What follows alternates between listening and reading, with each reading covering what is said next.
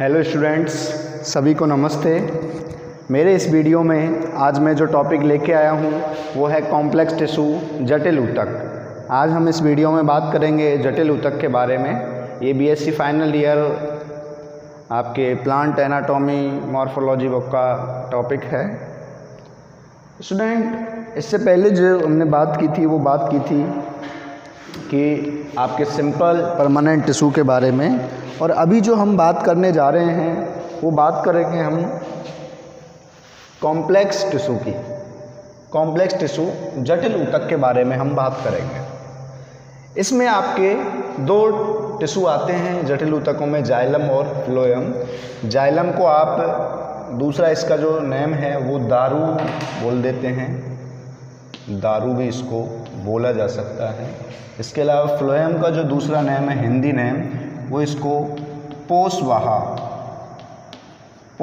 भी इसे कहते हैं। जाइलम का जो मुख्य कार्य है वो जाइलम का मुख्य कार्य क्या है?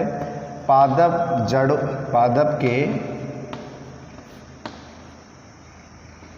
की जड़ों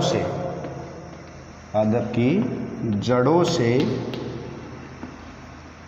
पादप के प्रत्येक भाग में जल का संवहन करना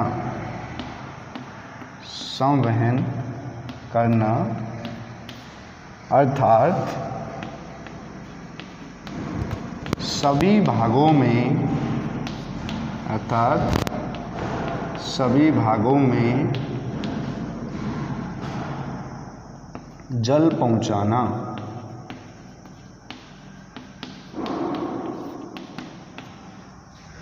स्टूडेंट, इसके अलावा हम बात करेंगे कि एक्चुअली में जटिल ऊतक हैं वो हैं क्या। तो विभिन्न प्रकार की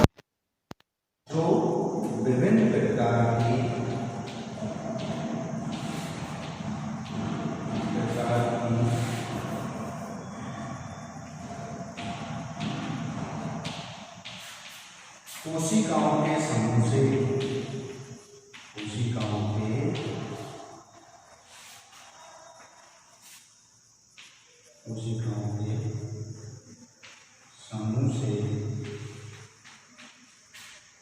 जाइलम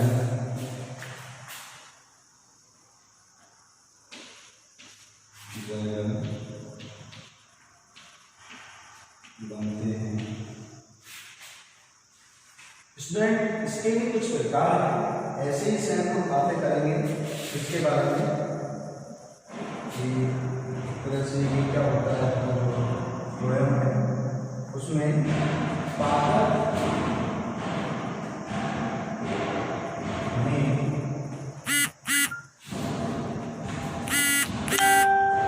भोजन का संवहन करने का कार्य, इसका होता है फ्लोएम। इसके अलावा फ्लोएम में जो कहाँ से पहुंचाता है, मुख्यतः पत्तियों वाले भाग से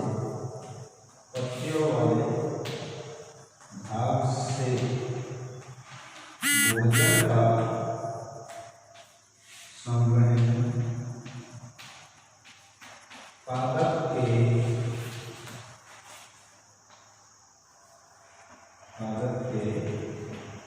अन्य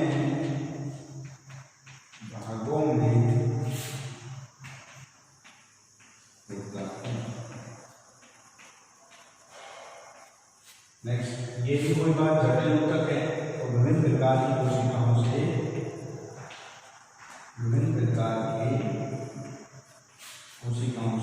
बने होते हैं।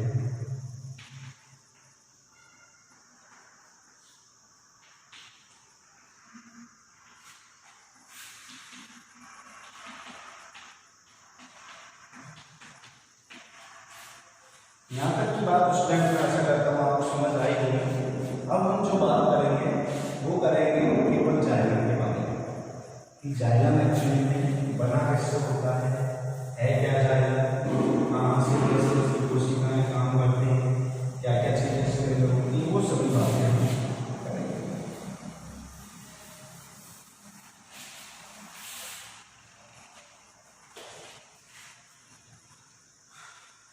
बात करें जाइलम के विभिन्न तत्व, यानी जाइलम के अंदर कौन कौन से मटेरियल हैं, कौन कौन से पदार्थ हैं, वो सब बताएं। तो पहला आपका वाहिकीय तत्व, वाहिकीय तत्व, वायु का इंग्लिश में बोलते हैं ट्रैकियारिस।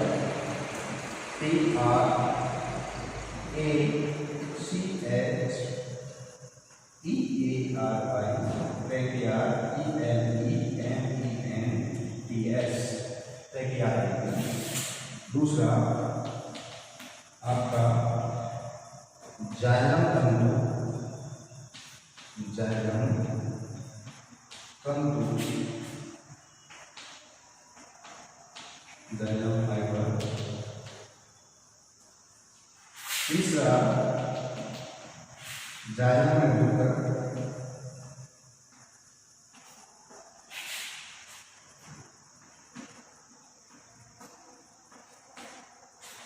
जाइलम पेरेन्काइमा,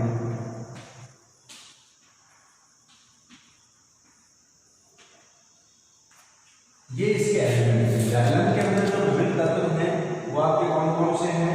जाइलम वाहिकीय तत्व यानी ट्रैकियास, ये भी दो प्रकार के हो जाएंगे आगे जाके, जाइलम तंतु, जाइलम में। सबसे पहले हम बात करेंगे तो बात करेंगे हम इसमें जाइलम वाहिकाओं की थोड़ी सी मैं आपको जानकारी दे दूँ कि जाइलम जो वाहिका है वो होती क्या है एक्चुअली में, कैसे क्या चीज़ है जाइलम है।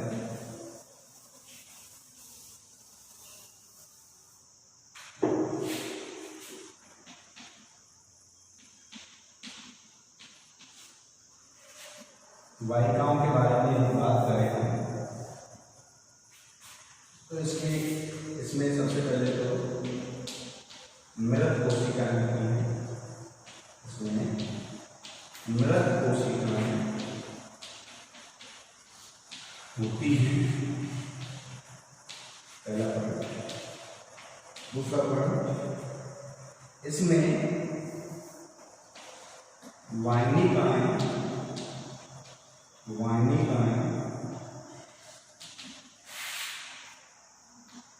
एवं वाहिका होती है। तीसरी बात,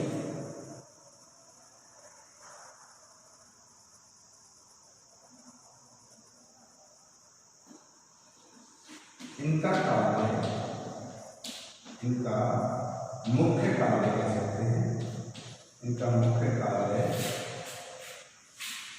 जल का संचालन करना है, संचालन करना है।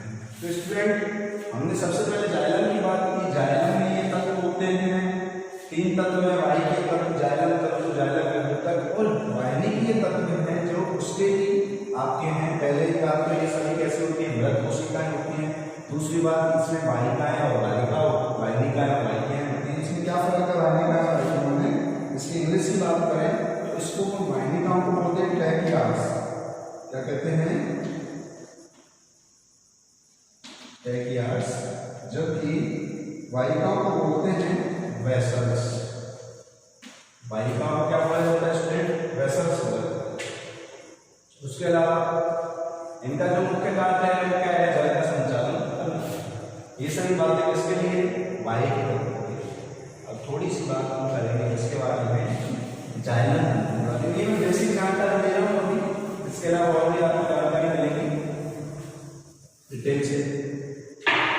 जाइलम जो तंतु है इसके बारे में बात करें तो इनका जो मुख्य कार्य है, इनका मुख्य कार्य है जो इनका मुख्य कार्य पादप स्तंभ, पादप स्तंभ में वाहिकीय वाहिकीय ऊतकों को यांत्रिक सहारा प्रदान करने का student I repeat again, xylem तंतु का कार्य क्या है कि जो वाहिनियां हैं, जो वाहिकीय ऊतक हैं, एक तरह से जाइलम क्या है, जाइलम आपके जैसे घरों में नल आते हैं उस पाइप की तरह है जो कि पादप के सभी भागों में क्या करता है, जल को पहुंचाता है। लेकिन उसमें भी कुछ ना कुछ आपके काम करने वाली जो यूनिट्स होती हैं, जैसे पाइप में एक तो पानी बह रहा है, बीच वाले पार्ट से साइड वाले उसको क्या कर रहे हैं, एक तरह से सपोर्ट कर रहे हैं। इसी प्रकार से जाइलम तंतु है तो वाहिकाओं को क्या करेगा, वाहिकीय ऊतकों को सपोर्ट करेगा, सहारा प्रदान करेगा, यांत्रिक ऊतक कार्य करेगा, जो पादप में मजबूती आएगी जाइलम नलिकाओं में, वो किस वजह से आएगी, जाइलम तंतु की वजह से। तीसरी बात हम करते हैं कि भाई जाइलम मृदुतक का कार्य क्या है, जाइलम मृदुतक का कार्य क्या है।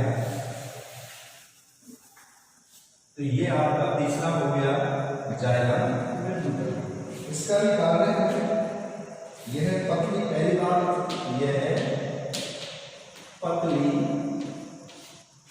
भित्ति युक्त कोशिकाएं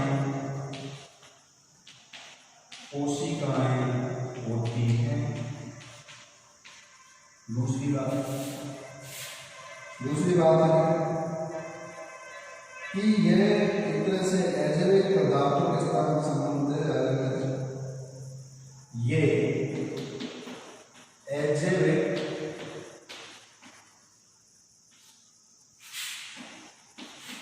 पदार्थों के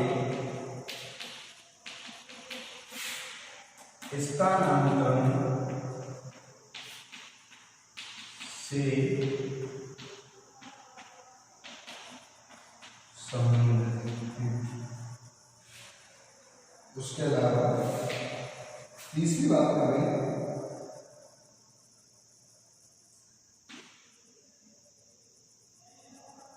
जाइलम में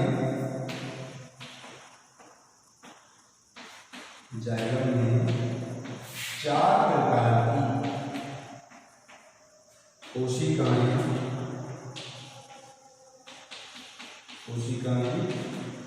होती हैं, परंतु ऐसा जरूरी नहीं है कि सदैव 4 प्रकार की रहें। हो सकता है कि कभी ये कोशिकाएं आपके कम भी हो सकती हैं। तो इसलिए जाइलम मृदुतक की खास बात क्या है कि ये पतली भित्ति की कोशिकाएं होती हैं, ये अजैविक पदार्थों के स्थानांतरण में सहायता करती हैं। जाइलम में 4 प्रकार की कोशिकाएं होती हैं, लेकिन ऐसा सदैव नहीं होता है, ऐसा सदैव नहीं होता है।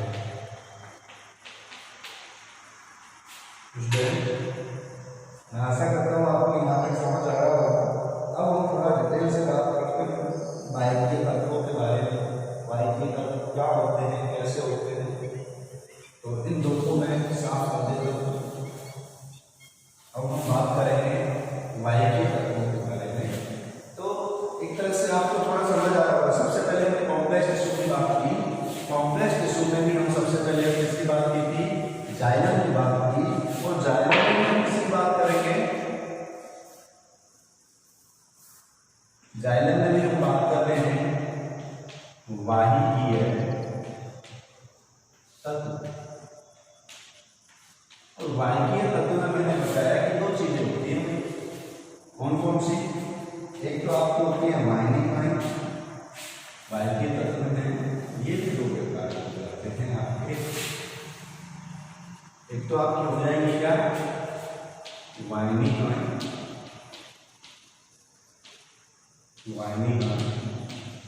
एक, इसको आप इंग्लिश में क्या बोलते हैं, ट्रैकियार्ड्स बोलते हैं।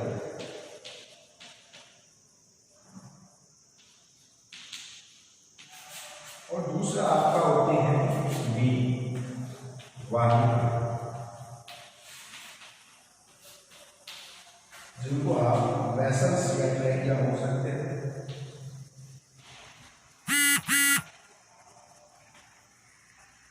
चैत्यारी बोल सकते हैं। तो ये आपके दो पार्ट हो गए, एक तो वाहिनी का है और दूसरी वायु। अब हम जो बात करने जा रहे हैं वो बात करेंगे सबसे पहले वाहिनी की, फिर बात करेंगे हम वायु की। हम इसमें अब अंतर के बारे में बात कर रहे हैं, इनमें क्या क्या अंतर है। तो इसका जो पहला अंतर है ये है कि एकल वायु का,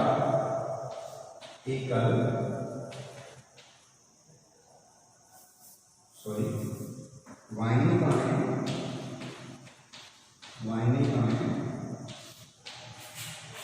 लंबी अपेक्षाकृत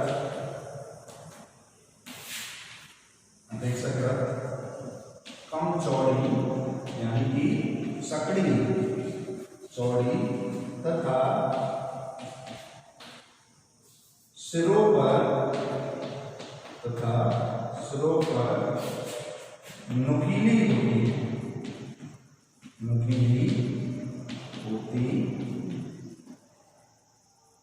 दूसरी बात, वाहिनी का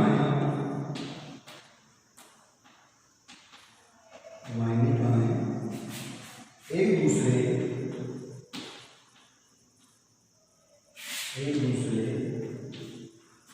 से नहीं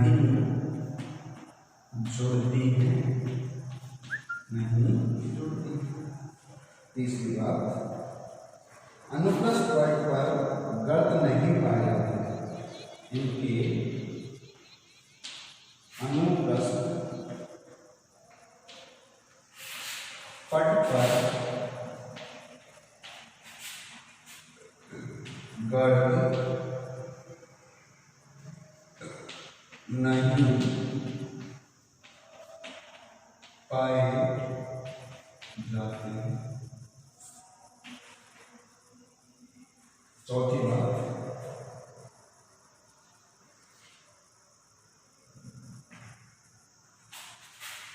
ये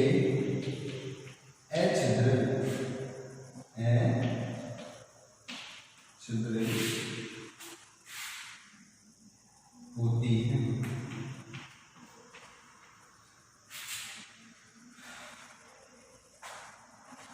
और जब एचिड्रिल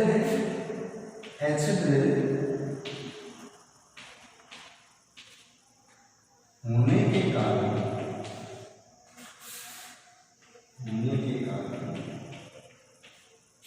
जल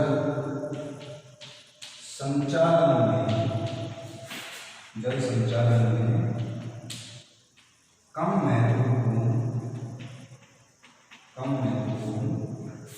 होती है। तो स्टूडेंट, यहाँ तक आपको ये बातें समझ आई हैं।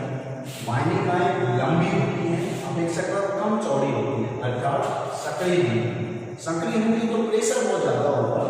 सक्रिय तथा सिरों पर कैसी होती है? नुकीली होती है। वाहिनिकाएं एक दूसरे से नहीं जुड़ती है। इनके अनुप्रस्थ पट पर गर्त नहीं पाए जाते। इनके अनुप्रस्थ पट को जब देखेंगे पीएस कार्ड को देखेंगे तो इन पर गर्त नहीं पाए जाएंगे, नहीं पाए जाएंगे।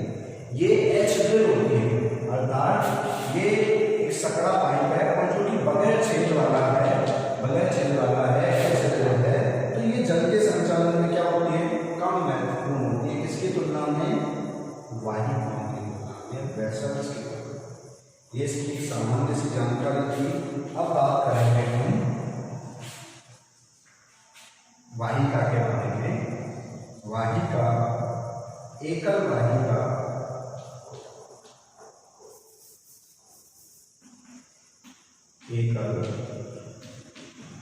वाहिका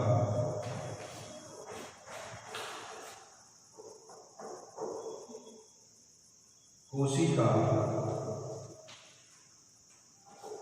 सामान्यतः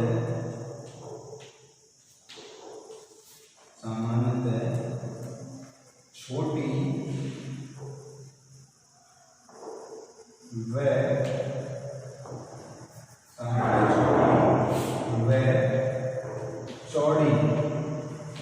चौड़ी होती है। सामान्यतः छोटी व चौड़ी होती है। कौन? वाहिका। ये कैसी होती है? लंबी और सक्रिय। उसके अलावा वाहिकाएं अनुप्रस्थ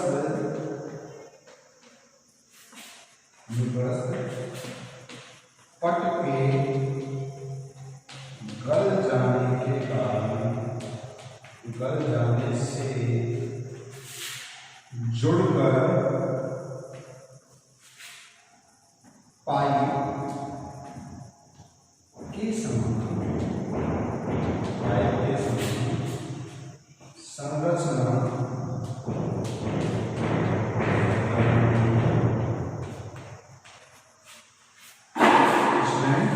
वाहिकाएं अनुप्रस्थ पट के गल जाने के कारण किस संरचना बना लेती है, पाइप के समान संरचनाएं बना लेती है। तीसरी बात, इनमें अनुप्रस्थ पट पर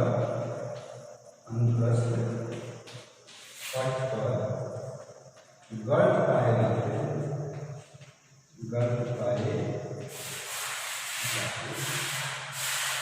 चौथी बात, ये छिद्रित होती है,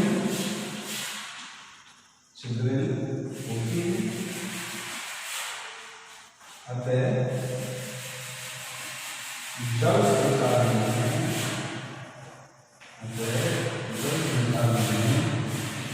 महत्वपूर्ण